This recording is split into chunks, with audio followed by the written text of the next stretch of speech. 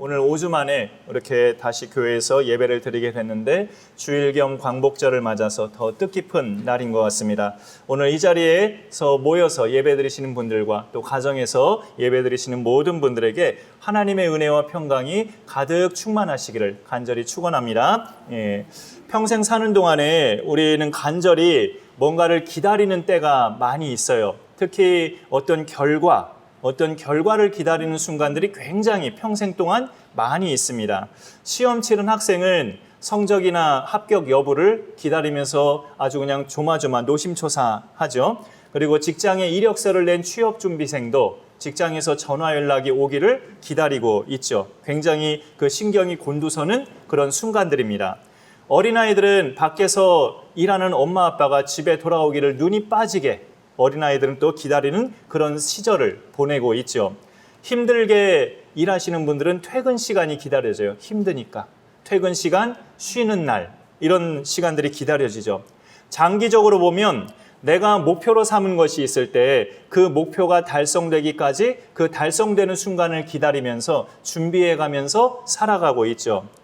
하나님 믿는 사람들은 간절한 기도 제목이 있을 때 그 기도가 응답되기를 기다리면서 믿음으로 살아가고 있습니다.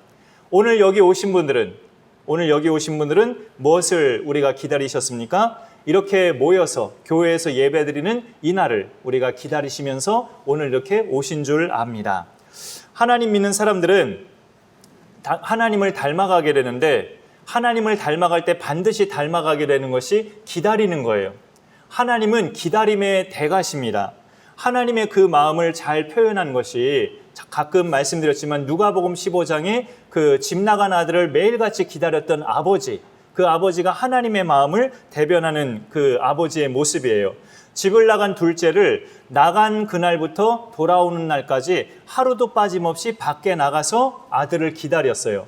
그 아버지가 바로 하나님의 마음을 읽혀주는 귀한 이야기가 됩니다. 우리가 그렇게 하나님을 닮아가면 기다림의 대가가 될 수 있어요. 무엇이든지 인내하면서 기다릴 수 있습니다.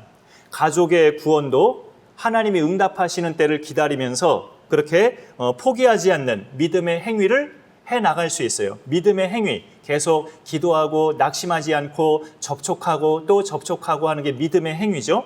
그런 것들을 하면서 기다리며 살아갈 수 있다는 거죠. 기다리면 이건 진리인데요. 기다리면 하나님이 반드시 그 날을 오게 하십니다. 기다리면. 우리 추가 말씀 오늘 하나만 준비해 봤는데 한번 같이 볼까요? 갈라디아서 6장 9절 계신 분들 같이 한번 읽어주시죠. 시작.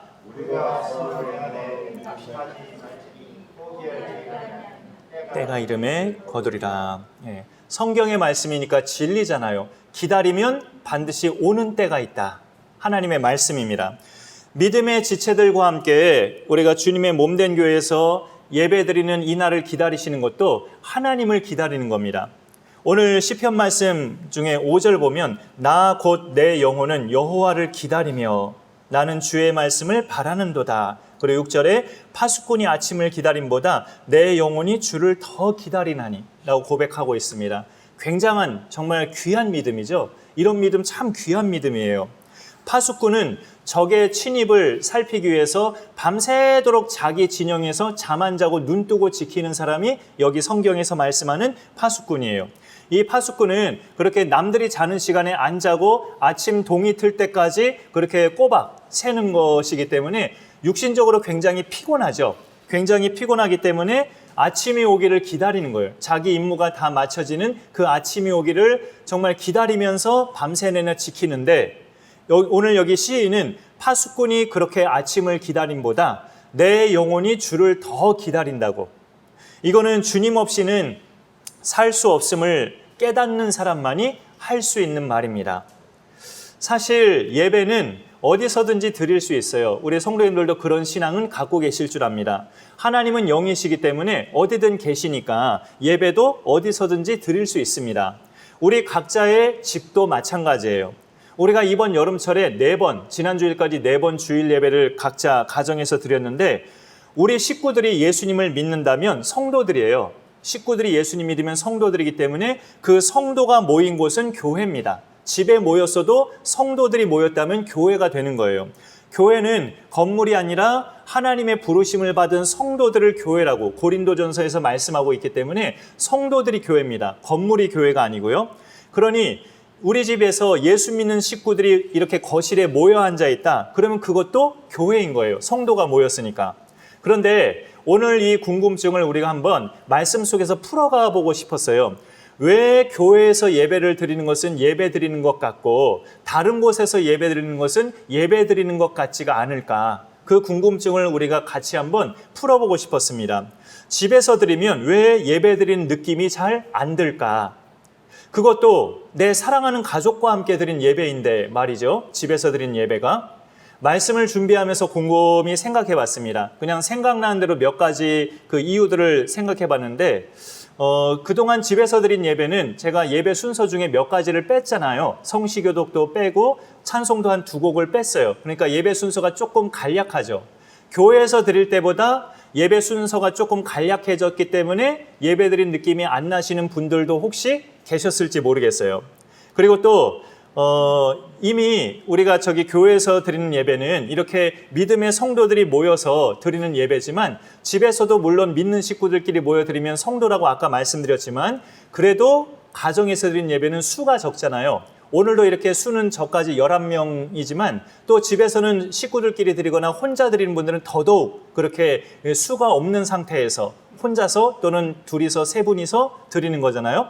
그렇게 드리면 아무래도 수가 교회에서 드릴 때보다 적으니까 예배 드리는 느낌이 또 그 인원수가 적다는 것도 잘 안 날 수가 있어요. 그리고 또 장소적인 그런 느낌. 아무리 믿는 성도가 모였어도 집은 집이지 교회가 아니지 않느냐. 예배는 교회에서 드려야 드리는 맛이 나지 집에서 드리면 맛이 덜 난다. 이런 느낌이 들 수도 있죠. 그리고 결정적으로 이건 많은 분들이 또 그렇게 공감을 하셔요. 우리 교회뿐만 아니라 모든 한국교회 성도들이 비대면 예배 드리고 나서부터 많이들 그렇게 느끼시는 부분인데 결정적으로 예배를 휴대폰이나 컴퓨터나 텔레비전 영상으로 드린다는 것 자체가 어색하고 이상하다는 거죠. 이렇게 직접 와서 성도들과 대면하고 서로 교제를 하면서 드린 예배가 예배 같은 느낌이지 휴대폰 보고 텔레비전 보면서 드린 예배, 그런 영상 예배는 이상하고 어색하다는 거예요. 서로 소통도 안 되고 답답하니까. 그러니까 이런 이유들이 있는 거죠. 집에서 예배 드릴 때 드리는 느낌이 안 나는 여러 가지 이유들 중에 제가 한 3가지 정도 말씀드려 봤는데 근데 결정적인 이유가 있어요. 지금 말씀드리고자 하는데요. 교회는 본질적으로 서로 간에 너무나 다른 사람들이 모여서 하나됨을 이루는 공동체가 교회입니다. 그게 교회의 맛이에요. 우리에게 저까지 11분이 서로 다 달라요. 똑같은 분들도 계시겠지만 혈액형도 다 다르고 기질, 성향 다 다르고 자라오신 배경, 집안 식구들, 집안 분위기 다 다르신 분들이 이렇게 모여서 하나됨을 이루고 있어요. 교회에서는. 그게 영적인 매력이에요. 그 영적인 매력 속에서 교회에서는 예배를 드리니까 영적인 은혜가 느껴지는 거예요. 그 영적인 사람은 그게 느껴지죠. 이렇게 서로 다른 사람들이, 이렇게 서로 틀린 사람들이 모여서 하나가 돼서 이렇게 대단한 그런 공동체의 능력 속에서 우리가 하나님이 받으시는 예배를 드리고 있다니 이건 정말 대단한 일이다. 영적인 사람은 느낄 수 있다고요. 그러니 예배의 맛이 나죠. 그런데 집에서는 어떻습니까? 혈육이잖아요, 혈육. 이렇게 서로 갈등할 것도 없는 가족들이잖아요. 근데 이제 좀 틀린 대상은 부부죠, 부부. 부부는 좀 이렇게 결혼 전까지는 남남이었다가 이렇게 하나로 만난 상태이니까 부모 자녀 간하고는 좀 다르죠. 자녀는 부모의 피를 물려받았으니까 부모와 닮은 점도 많고 성격도 사실상 부모님과 비슷해요, 자녀들은. 그러니 부모와 하나 되는 것이 오히려 자녀들은 별로 어렵지 않을 수 있어요. 그렇지만 부부는 피가 섞이지 않는 남남이었다가 서로 만난 그 단체이기 때문에 굉장히 또 갈등과 그런 것들이 오히려 자녀보다 더 많을 수 있어요. 근데 뒤집어서 생각해 보면 그러기 때문에 오히려 더 성도 같은 개념이 들 수 있단 말이죠. 아까 말씀드린 것처럼 교회의 매력은 서로 다 제각기 다른 사람이 피도 안 섞이고 제각기 다 다른 사람이 하나됨을 이루어서 하나님을 예배하는 공동체가 유일하게 교회입니다. 그러니 예배 드리는 맛이 나죠. 그런데 그런 개념으로 따진다면 부부도 마찬가지거든요. 남편과 아내도. 결혼 전까지는 서로 생판 모르는 남남이었다가 어찌하다가 알게 돼서 한 가족이 된 거잖아요. 그러니까 그 부부의 개념은 교회 서로 다른 성도들이 모여진 교회의 개념과 비슷해요. 굉장히 비슷합니다. 그 사도 바울도 에베소서나 여러 성경 말씀에서 그 부부 간의 관계를 그리스도와 교회의 관계로 비유하고 이야기하고 있잖아요. 그러니까 교회에 여러 다른 지체들이 모인 것과 서로 다른 부부가 모인 것은 의미가 굉장히 비슷하고 같은 의미예요. 그러면 부부끼리 드리는 예배도 교회 와서 여러 성도들과 드리는 예배처럼 그런 예배의 느낌이 나야 되거든요. 근데 안 나잖아요. 별로. 왜 그렇게 잘 안 날까요? 단둘이서 드리니까 안 나는 경우도 있어요. 그래도 여기는 적어도 10명 이상이 모여서 드리니까 보고 싶었던 얼굴들도 예배 전에 보면서 교제도 하고 이야기도 나누다가 우리가 예배를 드리니까 예배 드린 맛이 나지만 집에서 부부끼리 드리는 것은 결혼하고 수십 년 얼굴 본 것도 지겨운데 또 같이 예배도 드려야 돼? 이런 생각 때문에 또 드리는 맛이 안 날 수도 있겠죠. 우스갯소리지만. 근데 이런 이유가 있어요. 부부끼리 남남인데 그럼 성도의 개념인데 왜 부부끼리는 예배에 그런 맛이 안 날까 했을 때 이미 오랜 세월 같이 살아오다 보면 아무리 남남이었어도 비슷해진 것들이 많아요. 생각해 보니까 한 입을 덮고 오랜 세월 같이 살아오다 보면 서로 너무나 다른데도 비슷해진 것들이 이제 많아졌다고요. 식사 습관, 화장실 가서 씻는 습관, 말하는 습관, 집안일 하는 습관, 그 다음에 텔레비전 보면서 정치인들 나올 때 느끼는 감정, 이런 것들이 부부로 오래 살다 보면 남편과 아내가 서로 비슷비슷해져요. 그렇게 서로 다른 두 사람인데도 불구하고 오랜 세월 한 입을 덮고 같이 살다 보면 서로가 비슷해진다고요. 아무리 미워 죽겠는 남편이고 미워 죽겠는 아내라 해도 누가 내 남편 욕하고 내 아내한테 뭐라고 하면 그 사람이 밉지 내 배우자가 밉지 않잖아요. 그러니 부부는 말하자면 같은 편이에요. 같은 편. 이 말이 좀 이상하게 들릴지 모르겠는데 같은 편끼리 예배를 드리고 있으니 당연히 교회에서 예배 드리는 것 같은 느낌이 안 들죠. 그러면 말이 이상하게 들리시나요? 그럼 교회에서 예배드리는 것은 원수들하고 모여서 예배드린 건가? 그런 생각이 들 수 있죠. 그만큼 서로 너무나 다른 지체들이 모였다는 뜻이에요, 교회는. 그렇게 다른 지체들이 모였는데 놀랍게도 하나됨을 이룬 곳이 교회예요. 그래서 교회는 예배드리는 맛이 나는 거예요. 이렇게 서로 다른 우리가 예수 안에서 하나가 돼서 예배를 드리고 있다니, 그 감격과 그 영적인 은혜로 인해서 교회에서 예배드리는 것은 그 맛이 남다른 겁니다. 여러분, 우리에게는 어떤 공통점이 있기에 서로 하나가 됐을까요? 어떤 공통점? 예수의 피로 죄사함 받았다는 거예요.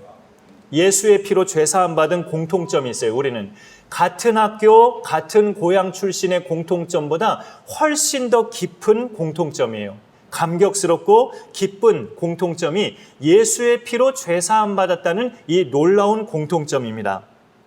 우리가 만일 예수님의 피로 죄사함 받은 그 공통점이 없다면 우리가 서로를 볼 때마다 저 사람은 나의 지체야, 내 소중한 사람이야 라는 그런 생각을 절대 가질 수가 없어요. 여러분, 일반적인 말에 우리가 속지 말아야 됩니다. 어느 단체나 주기적으로 계속 만나다가 환경적인 이유 때문에 못 만나고 못 만나면 서로 보고 싶은 게 당연하지. 이게 일반적인 생각이에요. 교회도 오랜 세월 같이 신앙생활 하던 사람들끼리 코로나 때문에 오랜 시간 못 보면 당연히 보고 싶지. 이거는 일반적인 이유입니다. 교회는 달라요. 우리가 서로를 보고 싶어하고 오랜만에 만났을 때 반갑고 기쁜 이유는 친한 사이라서가 이유가 아니고 예수의 피로 죄사함 받았다는 공통점 때문입니다. 당신도 예수의 피로 죄사함 받은 깨끗한 의인, 나도 예수의 피로 죄사함 받은 의인, 그런 죄사함 받은 의인끼리 만나는 게 가장 기쁨이거든요. 가장 기쁨. 그 기쁨 때문에 교회에서 드린 예배가 감격스럽고 훨씬 더 기쁜 거예요. 이런 공통점을 가진 사람들이 모인 곳이 바로 교회고, 그래서 교회는 천국의 샘플입니다. 천국은 죄를 용서받은 사람만이 들어갈 수 있기 때문에. 그래서 교회에서 드리는 예배라야 천국 같은 느낌이기 때문에 교회에서 드리는 예배라야 예배 드리는 기분이 나는 거예요. 예배를 우리 기분을 위해서 드리는 거는 아니지만 죄사함 받은 사람끼리 만나면 서로를 쳐다보면서 하나님의 사랑을 느끼거든요. 서로를 보면서 서로 소중함을 느끼거든요. 그 소중한 사람끼리 모여서 기쁨을 나누면서 함께 예배드리면 집에서 드릴 때보다 훨씬 더 예배드리는 맛이 나는 거죠. 당연히. 그런데 우리가 이미 몇 차례 계속 말씀드렸지만 그렇게 우리가 감격스러운 기쁨의 예배를 드리려면 항상 전제 조건이 죄사함이 이루어져야 돼요. 일주일 동안에 내가 지은 허물과 죄, 늘 기도하시는 분들마다 우리가 일주일 동안에 지은 죄를 자백하는 기도도 항상 드리시잖아요. 그렇게 예배 드리는 사람의 죄사함이 이루어져야 하나님이 받으시는 예배가 됩니다. 오늘 말씀 7절과 8절에 보면 이스라엘아 여호와를 바랄지어다. 여호와께서는 인자하심과 풍성한 속량, 그 죄 용서죠. 속량이 있음이라. 8절에도 그가 이스라엘의 그의 모든 죄악에서 속량하시리로다. 이스라엘을 이렇게 말씀하고 있습니다. 예배는 받으시는 대상이 하나님이시죠. 다 알고 계시지만 그런데 하나님은 지극히 거룩하신 분이셔요. 지극히 거룩하신 분이 죄인이 그냥 죄인 된 상태로 나가면 절대 하나님을 못 만나죠. 죄인이니까.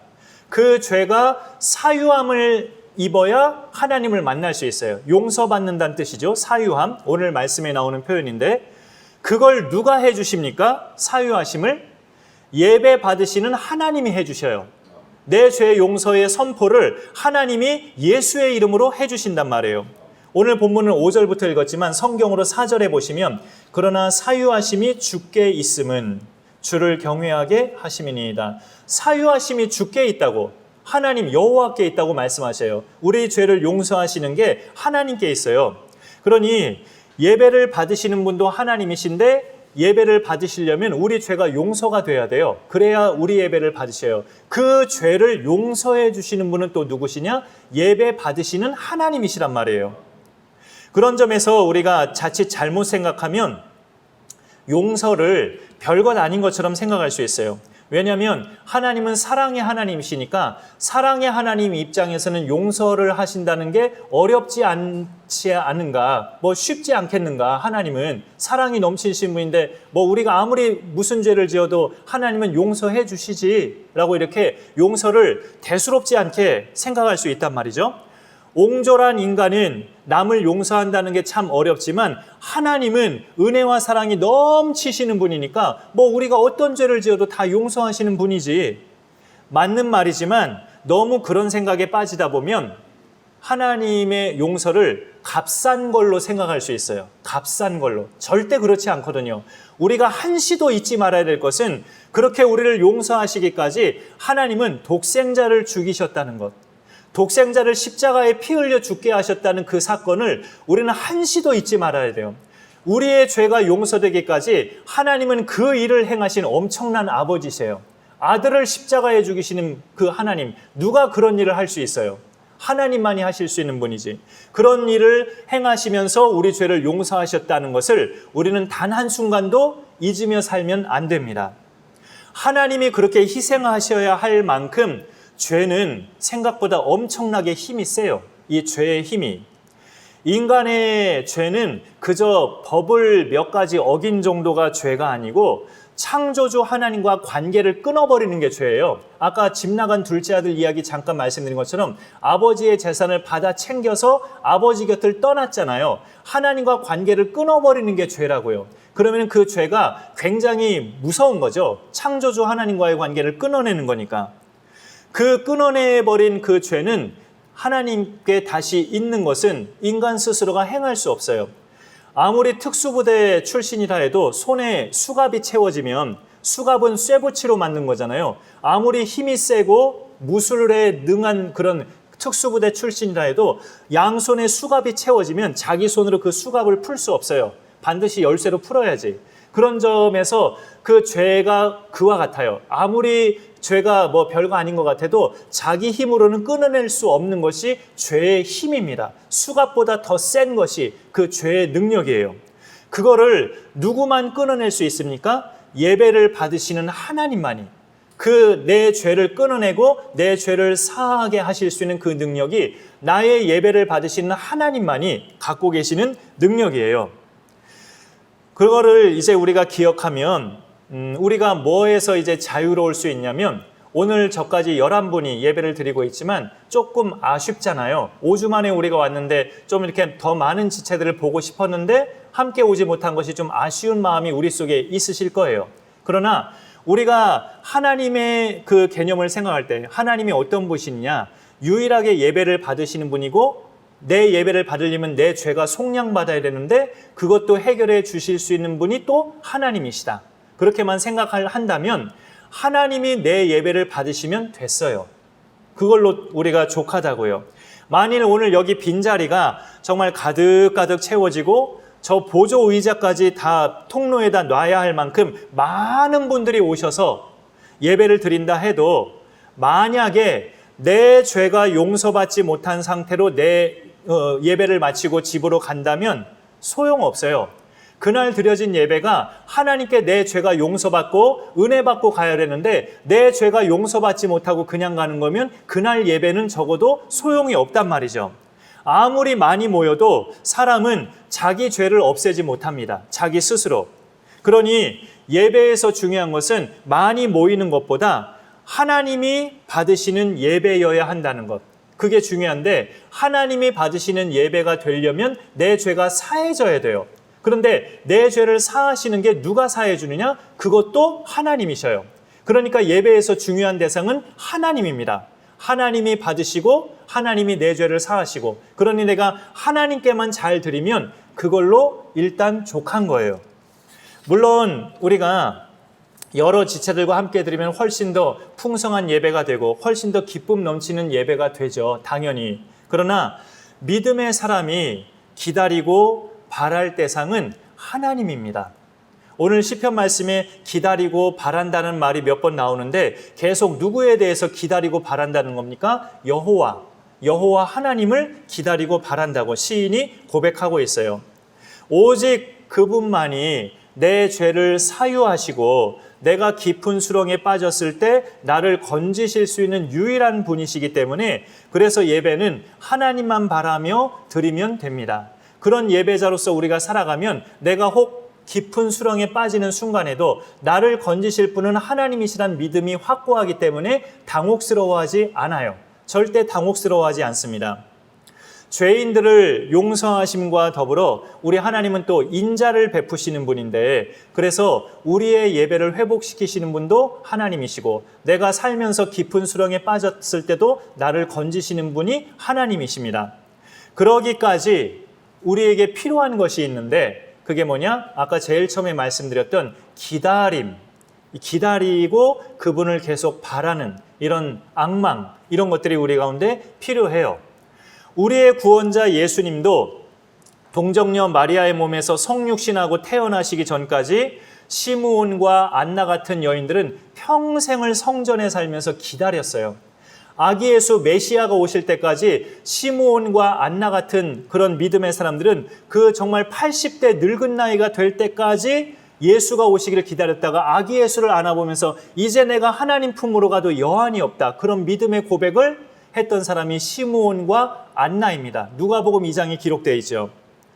구약시대의 모든 믿음의 성도들은 메시아가 올 것을 멀리서 바라보고 믿음으로 세상을 떠난 사람들이에요. 그렇게 훌륭한 믿음의 선진들이 그토록 대망하던 예수님을 오늘 우리는 모시고 살고 있어요. 그렇게 아브라함, 이삭, 야곱, 다윗, 모세 이런 훌륭한 믿음의 선진들은 대망하면서 살았어요. 아직 예수님이 오시지 않았기 때문에 하나님의 언약의 말씀을 믿고 대망하면서만 살았지만 오늘날 우리는 그 예수님을 모시고 살고 있단 말이에요. 얼마나 질이 다른 믿음 생활입니까? 그러니 우리는 그들보다 훨씬 더 수월하고 이로운 것이 뭐냐면 기다림에 있어서 더 큰 능력으로 감당할 수 있다는 거죠. 예수님이 내 안에 계시니까 아무리 오랜 세월 기다려도 끝까지 기다리면서 승리할 수 있다는 거예요. 예수님을 모신 사람은 왜 기다릴 수 있을까요? 예수님은 하나님의 진노를 거두신 분이기 때문에. 당신이 대신 십자가에서 내가 받을 진노를 다 받으시고 죽으셨잖아요. 그러니 예수님 안으로 들어온 사람들은 더 이상 하나님의 진노를 받을 게 없어요. 우리는 더 이상 하나님의 진노의 대상이 아닙니다. 예수님이 십자가에서 다 진노를 받으셨기 때문에. 그러니 우리는 은혜의 자녀이기 때문에 아직 풀어지지 않은 여러 많은 문제들을 기다리면 돼요. 은혜 안에 들어온 사람, 예수님 안에 들어온 사람들은 더 이상 진노받을 게 없기 때문에 하나님의 그 모든 때를 기다리면 됩니다. 내 삶에 답답한 여러 가지 많은 일들 풀어져야 되잖아요. 빨리 기다리면 돼요. 내 사랑하는 식구가 예수님 안으로 들어오는 것, 불신가족들 예수님 안으로 들어오는 것도 기다리시면 됩니다. 물론 그러기까지 우리의 믿음 행위가 있어야죠. 기도하고 낙심하지 말고 계속 접촉하고 이런 믿음 행위가 당연히 있어야 되지만 그러면서 포기하지 않는다는 것은 기다린다는 뜻이죠. 계속 기다리면 됩니다. 그리고 이 세상에 우리나라도 그렇고 이 세상 모든 것이 제대로 돌아가기까지도 우리는 기다릴 수 있어야 됩니다. 하박국서에 이런 말씀이 있죠. 진노 중에라도 긍휼을 베푸옵소서. 긍휼을 잊지 마옵소서. 하박국 선지자의 그 고백이 나오잖아요. 그게 하나님의 성품을 표현하는 거예요. 하나님은 진노 중에라도 긍휼을 잊지 않으십니다. 이 세상은 믿는 사람보다 믿지 않는 사람이 훨씬 많잖아요. 하나님 믿는 사람보다 하나님을 안 믿는 사람이 훨씬 많은데 왜 이 세상이 그렇게 노골적인 눈에 들어오는 진노가 임하지 않을까요? 진노 중에라도 긍휼을 베푸시는 하나님 때문에 그래요. 그런데 이제 장로님도 기도하셨지만 코로나 전국이 지금 계속되고 있잖아요. 그것도 이제 말하자면 재앙이죠. 모든 전염병은 성경의 근거를 볼 때 하나님의 징계고 형벌이고 재앙이에요. 그것은 믿음의 백성들이 정말로 진정으로 회개하고 다 하나님 앞에 돌아오면 하나님이 거두셔요. 그런데 이제 그 때가 있죠. 다 안 돌아오면 그럼 안 거두신단 말인가? 아니에요. 진노 중에라도 긍휼을 베푸시는 하나님이시기 때문에 거두시는 때가 있어요. 우리는 기다리면 돼요. 그게 이제 지치죠. 너무 오랫동안 기다리면. 그러나 예수님 안에 있는 사람들은 하나님의 진노의 대상이 아니기 때문에 기다릴 수 있는 능력이 있다는 거죠. 성령께서 그 능력을 날마다 주시니까. 그런 믿음이 우리 가운데 있으면 기다리고 바라면서 오늘 시인처럼 하나님으로 승리할 수가 있어요.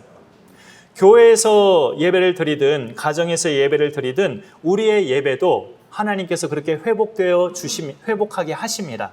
그럼 그때를 우리가 기다리면서 우리는 예배자로서 믿음 흔들리지 않고 언제나 하나님 앞에 동일한 마음으로 예배드리면 됩니다. 성경에서 알려주는 이 진리를 따라서 이 답답한 시국에도 우리를 끝내 승리하게 하시는 하나님으로 인하여 넉넉하게 승리하시기를 간절히 축원합니다. 제가 기도하겠습니다. 하나님 감사합니다. 오늘 특별히 5주 만에 다시 우리가 교회로 모여서 주일 겸 광복절을 맞아 정말 뜻깊은 이날에 우리 모이신 분들과 하나님 앞에 예배하게 하심을 감사드립니다.